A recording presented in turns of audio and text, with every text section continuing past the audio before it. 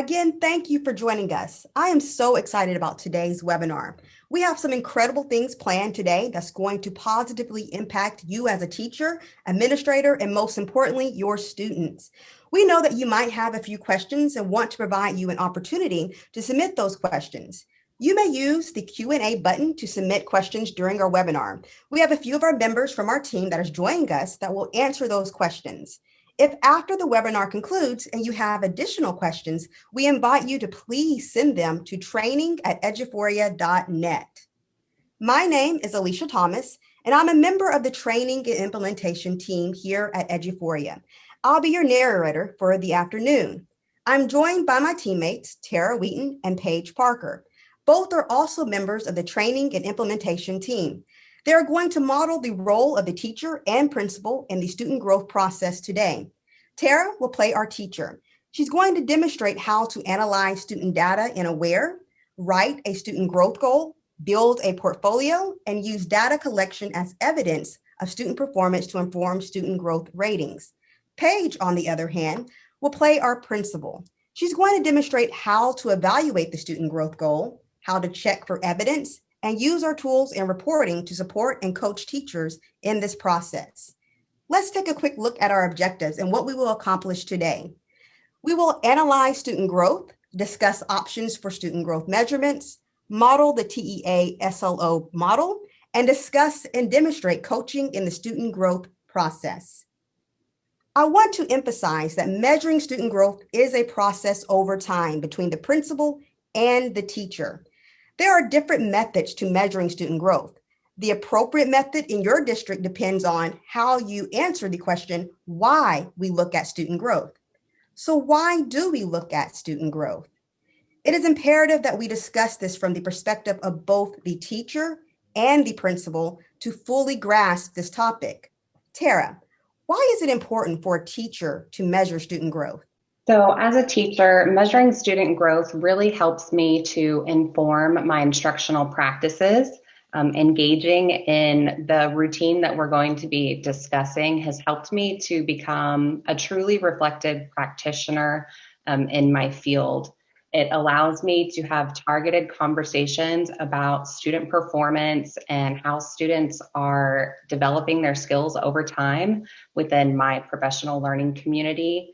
And even outside of that with other peers to really understand how I'm impacting students. An emphasis on student growth has also helped my team develop a varied approach to assessment. So we're not only putting multiple choice items in front of students, we are doing things that allow them to produce their own original content, and then we can provide them feedback and scoring based on a rubric instead of that 100-point scale. The biggest impact that student growth has had on my practice is it allows me to truly measure the impact I have on students. So I don't have to question what I did that led to a certain outcome. I can really hone in on what I'm doing in the classroom that's leading to my students' more successful learning experiences. Awesome, and thank you. And Paige, as a principal, you will have a different motivation for measuring student growth. Can you expand a little bit more on the principal's perspective for why measuring student growth is important?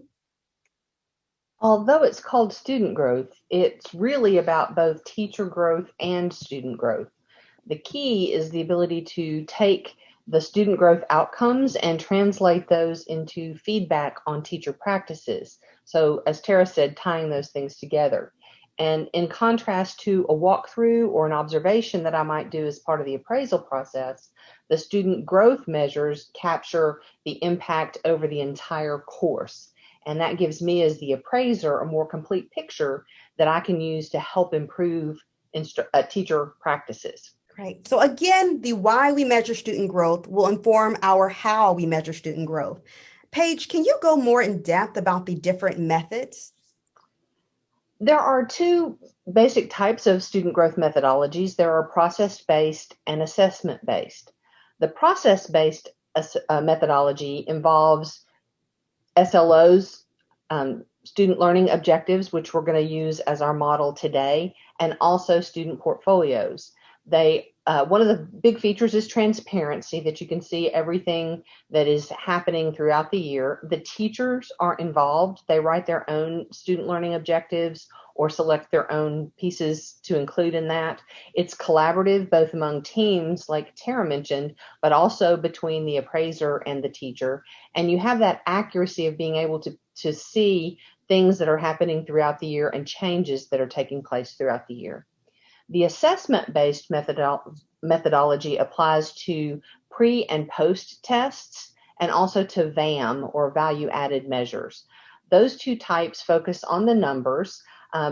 Pre and post tests give you two specific points in time and the numbers from those. VAM is a more complicated mathematical formula based on more than two, usually, assessments. So it gives a limited snapshot based on those points, but there's not that collaboration among teams or between the appraiser and the teacher. It's just based on those assessments. Great. Thank you, Paige. And Tara, as a teacher, you have likely had some experiences with these two methods. Can you share some of your thoughts about them? Yes, in my previous district, we definitely used one of the forms for assessment-based methodologies. When we did this, teachers received those growth measurements on a different timeline, so we weren't always able to engage in that reflection. And sometimes we got those results back as a summary, so we weren't able to directly see which students grew with the way that information was reported back. And even though we saw that we had an impact and that some of our students had grown by the end of the year, we couldn't connect that to specific strategies and practices we had implemented in the classroom. With my experience using a process-based system, I am deeply engaged in this process with my colleagues, with my supervisors, to really get a grasp on how do we do this as a system? How do we engage in this work together? I'm able to directly measure the impact on the individual students that I am teaching, and I can see their learning as it's taking place. And it's allowed me to also measure the effectiveness of a strategy. I'm engaging in very explicit routines to make sure that I am teaching something with a certain outcome, and I'm able to then see the result of that take place. Now, Paige, you have mentioned the TEA SLO model. Let's say a district has opted to approach measuring student growth using a process-based method such as the TEA SLO model. What does that mean exactly for teachers and principals? TEA has outlined their SLO model in 3 phases, which gives you great guidance to get this implemented in your district. Phase 1 is creation of the SLO. The SLO that the teacher writes, the student growth goal or student learning objective, should be based on a foundational skill in the course that they're dealing with. And then they're going to create 2 profiles. And these profiles are going to be used to determine where their students are at the beginning and end of the year. That initial skill profile is what teachers expect the typical, well above typical, well below typical, etc. There are 5 actual levels in the state's process. And you'll determine what those 5 levels are and write the descriptors for what they feel like the students will have when they come in at the beginning of the year. And then also at the beginning of the year, they create the targeted skill profiles. So they take those same 5 levels, but they write a different descriptor at the end of the year that is what they expect the students to be able to do after a year of instruction in this particular skill. So we're going to see kids move from the initial skill profile to the targeted skill profile, which shows that level of growth. And then the teacher is going to set those learning targets for the students, where they are initially, where we want them to be, and then later in the year, they will determine where they actually ended up being. In phase 2, which is the majority of the year, the teachers are going to continue that instruction, assessment, reflection, repeat cycle that they do throughout the year. They're going to analyze the data that they get from those assessments, They're going to look at how this impacted their students' performance and what changes they need to make. So monitoring and adjusting will happen throughout that whole period. There's not a whole lot of guidance from the state about what kind of data to collect.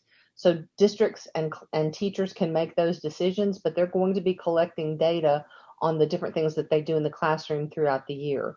And then in phase 3, which is the end of the year, they will evaluate their success. They'll use that skill profile that they wrote at the beginning of the year to determine where their kids are. And then they'll also use a student growth recording to determine what progress they made. Did they meet that targeted growth or not? Now let's shift to walking through an example of how a district might measure student growth with Paige and Tara, modeling the steps taken by the teacher and the principal as they go through the process. This relationship between the teacher and principal in our example can be modeled in this calendar of events. We will reference this calendar of events throughout our webinar. The arrows indicate the different points in the year where steps are going to be taken by the teacher and his or her appraiser. Tara is going to begin this process at the initial step in the spring and summer by showing us how teachers can assess student data. So all throughout the year, my team and I are collectively and individually engaged in looking at our data from our varied assessment plans. So we are pulling in results from things like our district created assessments, but also things that are performance-based, like rubrics. One of my favorite ways to have students demonstrate their knowledge is through things like podcasts or collecting writing samples. And giving them some of that choice so they can show me what they know in kind of a free manner, whatever meets their needs. And this is something, like I said, we're engaged in throughout the year. As we get into the spring and summer, we focus in a more cumulative manner, looking at things and how they've changed over time, how individual SEs looked at the beginning of the year versus the middle of the year. And we reflect on what we might need to do as our campus prepares for reviewing content before our end of year assessments that might be local by the district, or they might be those state assessments for some of our content areas. During our PLC meetings, we're able to bring samples of student work and really examine the quality of that work and make sure we have a common understanding of what quality means. This helps us to inform our lesson plans and lets us know what content do we need to go back over, what skills do we need to develop as instructors, and how can we continue guiding our students throughout the rest of the content we're going to deliver. This is also a time where we engage in reflecting on our goal setting. We've likely at this time of year gone through the final step of our evaluation, or we're closely approaching that. And we have the opportunity to discuss what we have collectively seen as trends in our data and what we've seen within our individual classrooms as part of that discussion with our principal or whoever our appraiser is, and let them know where we see our classroom going in the future. So all of those things, looking at our varied assessments, collaborating as a team, and reflecting on our own goals as well as the goals we have for our students is going to be some of the steps that we are engaged in for our data analysis as we near the end of the school year. Great. Thank you, Tara, for showing the steps for teachers in the spring and summer. Let's move into the steps taken in the beginning of the school year. Paige, can you remind us how the beginning of the year connects to the TEA SLO model? Sure. The phase 1 part of the TEA SLO model is about creating those student growth goals or student learning objectives. And some districts, like Tara's example, they start writing those goals in the spring and summer. As they're looking at the data, finishing out the year, they may write that goal in the spring and summer. Other districts might write that goal at the beginning of the year when they return to school. So there's a little bit of a blur between spring and summer and beginning of the year, but the beginning of the year is when they're going to start the work on that student learning objective and writing their portfolio, writing all of their descriptors. So I'm going to demonstrate what those steps that Paige just described look like from the teacher's point of view. So at the beginning of the year, I will have the expectation of creating a student growth goal. And this goal will need to be a SMART goal. So what I mean by that is first, my S is that it's specific. So here in my goal statement, I can clearly state what is going to be the focus for this goal. In this case, I've decided to focus on the scientific writing using a model called claim evidence reasoning. Next up in my SMART goal is that it is measurable. And I'm going to communicate how I'm measuring my goal by providing a clear success criteria to go along with this. So in this case, I want my students to be able to independently complete a lab report and show that they can support evidence to justify their conclusions. So this is going to be my measure of success with this student growth goal. Next is that the goal needs to be actionable or attainable.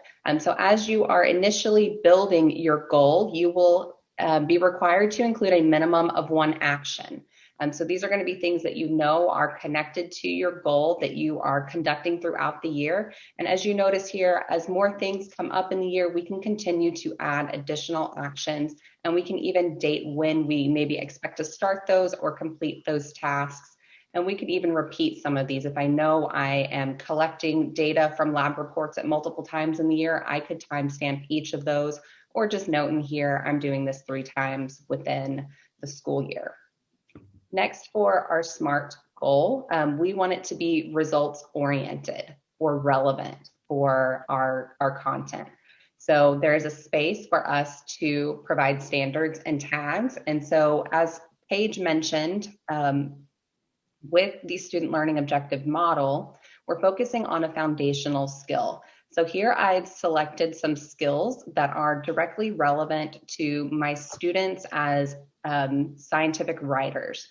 And these are going to be skills that we can measure, we can engage in throughout the year. We're going to see them woven into a lot of different content topics. These are also topics that my students have likely been exposed to prior to coming to my classroom. They may have cross-curricular connections, and they will likely continue to develop these skills after they have left my classroom, even if I am their senior teacher. And then finally, our goal should be time-bound. So whether I am writing this goal before the year starts or at the beginning of the school year, I can select a start date for when I will begin working on this goal, as well as a target completion date. So in this case, I'm giving myself the whole year to work on this goal. In some circumstances, it may be appropriate to say, I'm going to work on this goal for a semester or maybe a grading period, depending on what your focus is. You'll be able to clearly indicate your time frame. So again, our goal is specific, it is measurable, it's actionable, results oriented, and time bound. Once I have completed this step of writing out my student growth goal, I'm now ready to create an SLO or student learning objective, which is going to be identified as a student portfolio. So I'm going to start creating one of those now. I want this to connect to the topic I've been focusing on. So I'm going to quickly name this and provide a description. This is especially important if I have multiple student portfolios that I'm engaged in. I know which one I'm referencing at a glance. Next, as Paige discussed in phase 1 of the SLO process, we're going to start to identify our milestones. At minimum, we are going to need an initial skills profile. And this is going to be what I expect students to come to me able to do. My district has defined some of the language that will be used here. So they have defined 5 levels that we will use. We will use well below typical, below typical, typical, then above typical, and well above typical. So this is going to be some common language that any teacher at my district is using as they discuss the SLO process and how it applies to their classroom. As we go through this with my team, I will provide very specific descriptors of what does it look like as an 8th grader enters my classroom in August, what can they typically do in the writing process. And then I will continue those descriptors for above that level and below that threshold. And once I have this done, I can quickly duplicate this so that language that is consistent is already imported for me. And then I will engage with my team in writing my target skills profile. Now, my target skills profile, I will need to go through and update my descriptors because this is where I expect my students to be with their skill development at the end of the year. And as you can likely expect, after a year of instruction with you, our students should be performing at a different level than when they entered our classrooms. So our initial skills profile and our target skills profile will have different descriptors, but they will contain the same levels, so we have consistent language for comparison purposes. I'm going to now transition to a student portfolio that is more complete. So here we can see a target skills profile. We see those same identifiers for the different levels that students may obtain, but here we have a little bit of language written out with our descriptors, and we can see we're expecting the students to be able to demonstrate a certain skill some of the time, and they might require some supports. Whereas on the far end of that, the student is able to proficiently demonstrate additional skills, and they can independently seek any support that is necessary. So we're really seeing a transition from a dependency on resources to the ability to complete the task and maybe needing some type of support, but able to find that support independently. In this case, the team has also decided to include an optional checkpoint. So this would be going above and beyond, and we'll provide some rationale for why the team decided to engage in the process later in this presentation. After crafting your initial and target skill profiles, you'll need to identify the students that you will engage in scoring this. So TEA has stated that you need to select a representative sample of your students. So we're not going in and picking a whole class period or half of this class period and half of this class period at random. We are looking at our overall population, who is represented on our campus, and we are going to use our demographics to decide who we're going to focus in for this measurement. This is an area where I commonly go to my team and we kind of strategically look at this information and we support each other in making this selection. And I can also check in with my principal and get their feedback here as well to make sure that I have selected students that as a group represent the students at my campus. Once I have done this step, now I can begin scoring my students on their initial skills profile. So here we see I have already gone through and scored my students for their initial skills profile. When I open that, I can see all of my levels and descriptors. I can designate a student's initial skill profile level, and I can also leave comments to communicate to me what type of support did they need, how readily were they able to conduct this task, and what support might they need moving forward. So this is really going to align to a lot of the language that's already happening at your campus for student performance and allow you to just state what they were doing. So the next time you score them, you can see what transitions they have made within the classroom. And at that point, the teacher is going to submit that student growth goal for approval to the appraiser. So I get a notification when I go into Strive and I see that I have a goal waiting for my approval, and I can open that goal up and look at it to see if it meets everything, all of the standards that we have set for our goals. I'm going to look at the goal statement. Again, I'm going to look at that SMART process and see if we have all of those items there, but I want to see that there is a strong goal statement that is covering one of the foundational skills, and that I think that that's the appropriate thing for this teacher to be working on. I'm also going to look at the success criteria and see, is that measurable? Is that something that we can reasonably expect to see by the end of the year? I'm going to look at the rationale statement where the teacher explains why they chose this particular student growth goal or SLO. I'm going to look at the evidence, the body of evidence that they choose to use to determine that initial rating. And I can see those initial ratings when I look at the portfolio.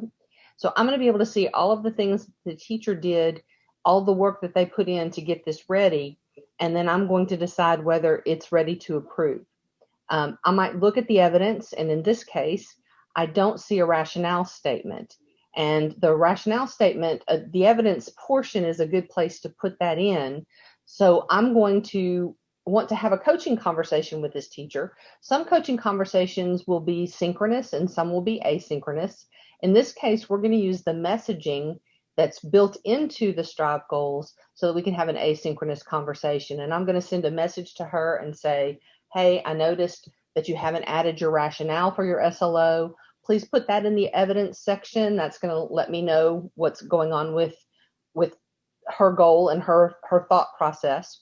And this process of using the messages will let us capture the content of this coaching conversation, even though we're not meeting in person. We have all of this here, so we'll be able to keep track. When I send this message, Tara will get an email letting her know there's a message in there for me. She can go into the system, see that, and then respond.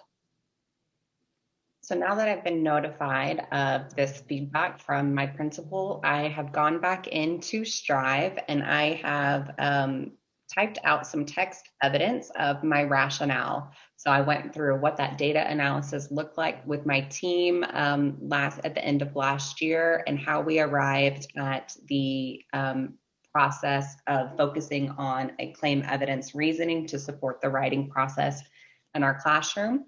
Once I have saved that evidence, I message Paige back to let her know. So she gets a nice email that this step has now been completed for my student growth goal. And after I receive that email message, I can go in and look at the rationale, make sure everything else is in line with what we've discussed, and then I can approve that goal. And once the goal is approved, then Tara is ready to continue working on all of those steps that she's outlined to measure her students throughout the year. Right. As the appraiser, I'm going to run some reports at this point. So my teachers have submitted their student learning objectives. I've evaluated them, made sure we're all on the right track. And then I'm going to turn to a report that we have called the Goal Details Report to determine what I need to do to support the teachers.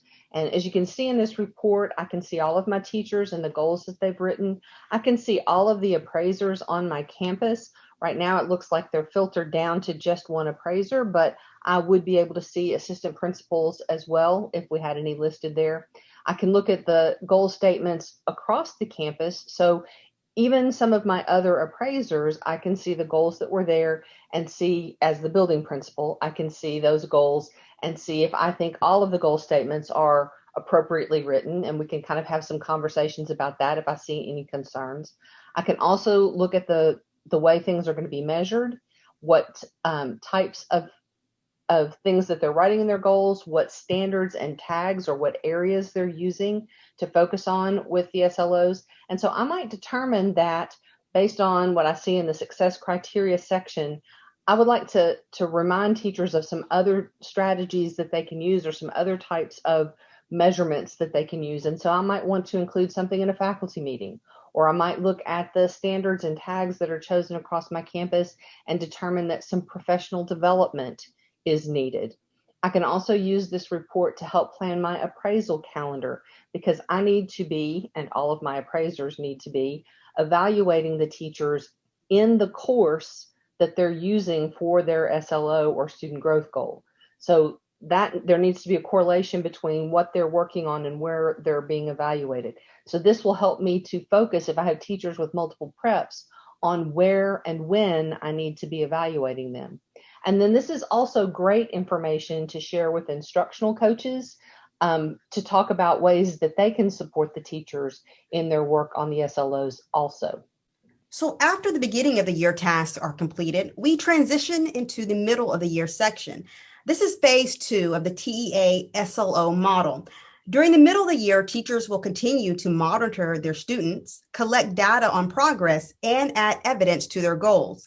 The principal, on the other hand, will monitor the progress by running reports and reviewing the goals. So now that we are in the middle of the year, one of my tasks is to make sure that I upload evidence for progress on my goal at least quarterly. So my PLC team and I decided to sit down and brainstorm different ways that we could use these 4 tools for the evidence upload.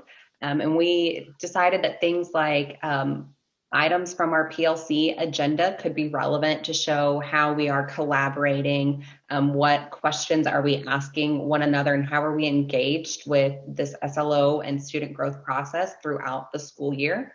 We also thought we could upload files that show student work samples. Here's the things we're actively discussing. Here's examples of student work that's being submitted and scored. And so we're really getting that nice kind of robust work sample from our students that we can store here.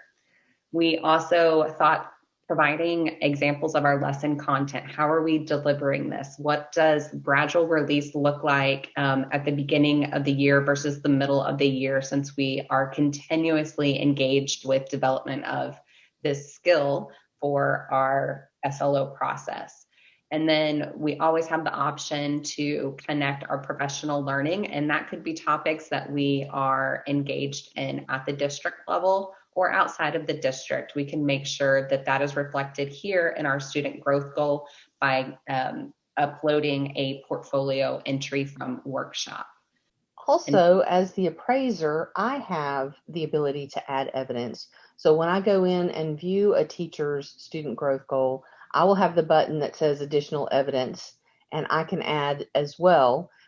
Primarily, I will probably use the text option of the text type, and I can go in and write what I saw when I was doing a walkthrough or when I was in the classroom for an observation that I feel is relevant to that teacher's goal.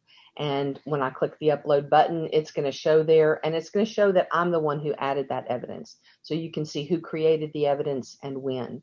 So that evidence can also be a collaboration between the teachers and the appraisers to collect all of the relevant data when they're working on this goal. So as I'm adding evidence, my team also decided to engage in a middle of year check that is optional for some of our students. And we routinely have our students complete 2 lab reports a grading period. So we're not expecting the students that we selected for this optional checkpoint to do any additional work. It's something that's already embedded in our instructional practices. But at this point in the year, I would go ahead and score those students as well. So as I was looking at her student growth goal, I saw that she has the middle of the year check listed as optional, and that's not something that as a district we had put in the requirements. So I might want to have another coaching conversation with this teacher and ask and say, hey, I've noticed that you have a middle of the year optional checkpoint in your student portfolio. Can you tell me how you're going to use that or walk me through that decision? Yeah, so our team really reflected on different conversations we've had about student progress in the past. And we know that one of the things we need to make sure we are moving away from is teaching to the middle. We want to make sure that our students that are coming to us with gaps are receiving the necessary supports to be successful and continue growing within our classrooms. And on the other end of that spectrum, we want to make sure that students that are coming to us and demonstrating more developed skills, that they continue to stay at that accelerated level. So we really wanted to take those students that in the initial skills profile were either identified as well below typical or well above typical, and make sure that the manners that we were using to teach and engage in this writing process were meeting the full range of needs present in our classroom. And so for those reasons, we decided to provide an additional layer of feedback and scoring for those students so that we could monitor and reflect on our practices and decide what adjustments we might need to make as we continue delivering this instruction. And I think that's a great way to measure that. So thanks for explaining it so I know what I'm looking at when I see that data. So kind of along those same lines, Paige, I know we're reaching the end of the first semester, and some of my students that maybe came in as typical or below typical, they weren't on that extreme for my team to engage in that middle of year optional check. I've noticed them making progress. Is it appropriate for me to go back and rescore their initial skills profile at this point in the year? I think that's a great question. I think that the initial skill profile should stay as it is, because although you've seen progress, we want to actually mark that progress. So there's a time at the beginning of the year, a little window where you build that initial skill profile. And then from that point on, you're actually measuring the progress. So when they get to that middle of the year and they've made progress, that's great. It's shown in the data from initial to middle of the year. And then you'll show additional progress from there to the end of the year. So I think it's fine that you've seen a change, but I wouldn't go back and change that initial rating. Okay, thanks for clarifying that for me. That helps me know the next steps I need to take with my students. So now we are approaching the end of the year. The teacher will wrap up their SLOs by completing their student growth ratings. Principals will look again at the portfolio snapshots and reports while preparing for the summative assessments. So as we near the end of the year, we did a campus training on how to measure our final outcome for our student growth ratings. And here we have some district defined language. So I'm going now into student growth on my student portfolio, and I'm going to be able to give my students an end of year rating based on local decisions for their growth. My district has, again, outlined some levels, and here I don't have control of the descriptors that have been provided. This has been agreed upon language, so again, we have some ways to have consistent conversations about what's happening, even though we are focused on different skills. My team and we agree on certain aspects of this. We definitely understand when a student has not shown growth. So when I look at Kylie, I can see at the beginning of the year, she was typical. And in my target skills profile, she's at below typical. And my team and I agree that this is an example of a student that did not show growth in my classroom. However, when we're looking at Joshua and we're seeing he started well below typical and now he's at a typical range, we agree that he has shown growth, but we're struggling to say, has he met expected growth or exceeded growth? So I'd like to go to my principal and get a little bit more feedback and guidance on how I should score Joshua for my student growth rating. And I'm glad that you brought that question up. When we look at Joshua, he started out as below and moved on to, started out well below, and by the middle of the year was below, and by the end of the year was typical. Remember that at the beginning of the year when we wrote those descriptors, that descriptor started at the initial skill profile, what you expected them to see, and he was well below on that rating. The target skill profile was what you expected them to be able to do by the end of the year. So even if Joshua had been well below on the initial skill profile and well below on the target skill profile, because the descriptors are different, that still indicates a year's growth. So that would still be expected growth.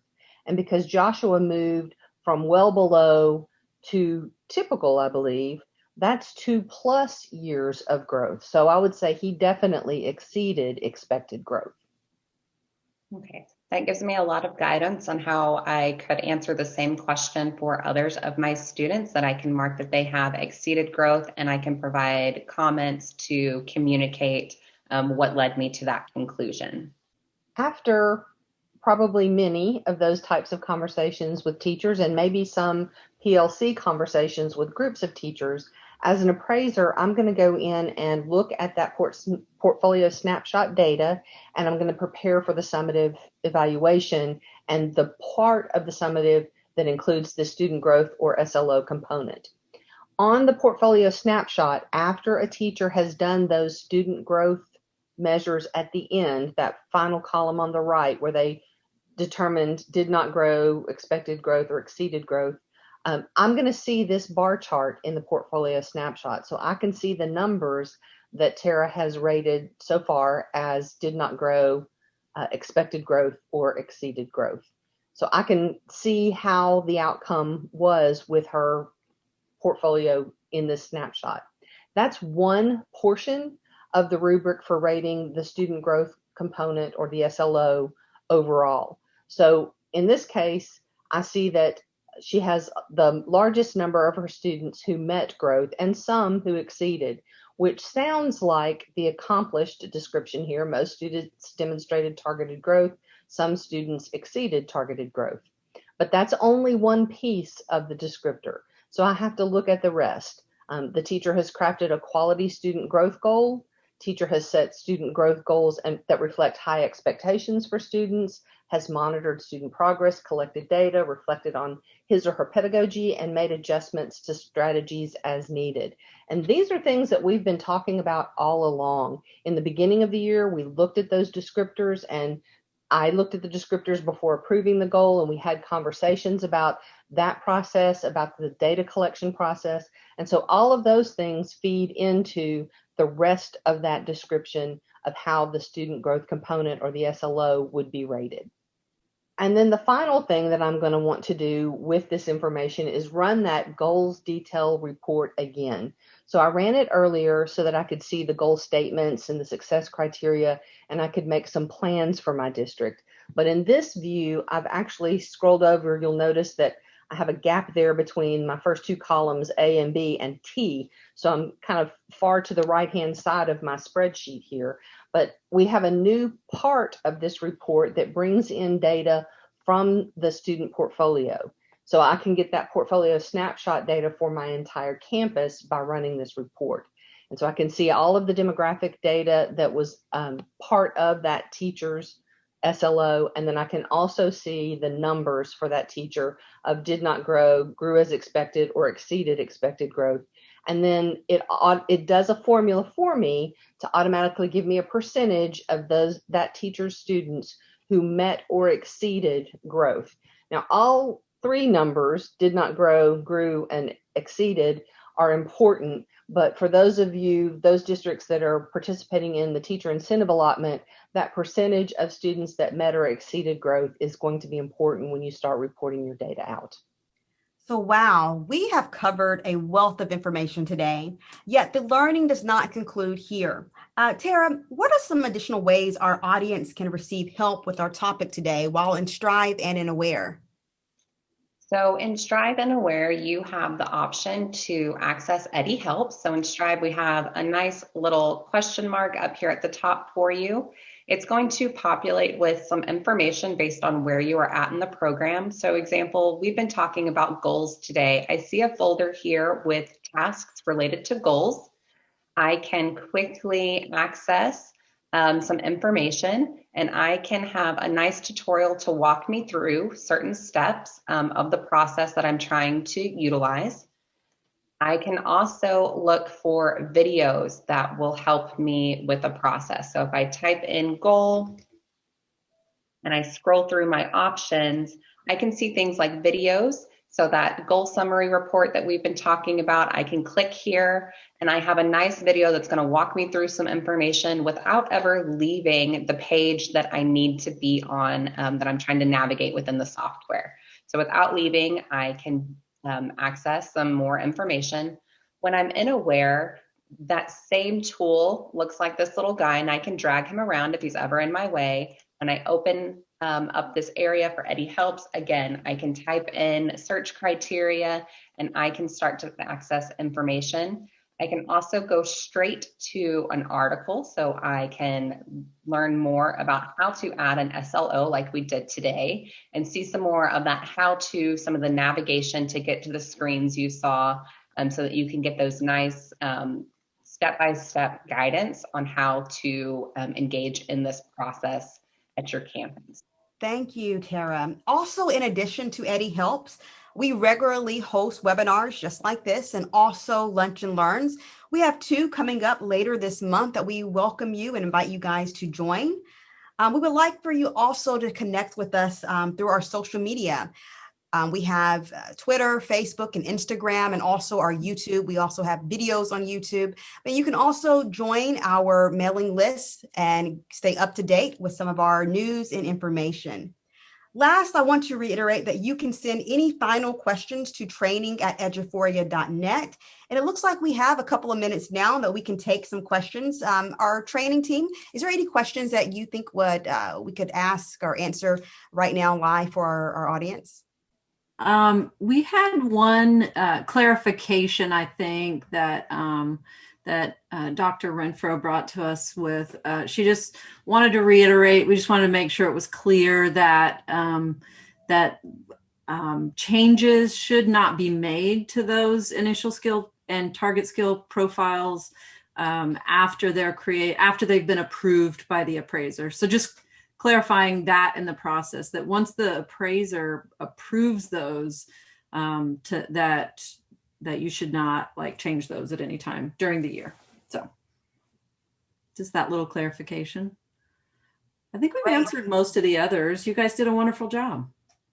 Thank you. Thank you. And again, I want to thank all of you for joining us today for this webinar.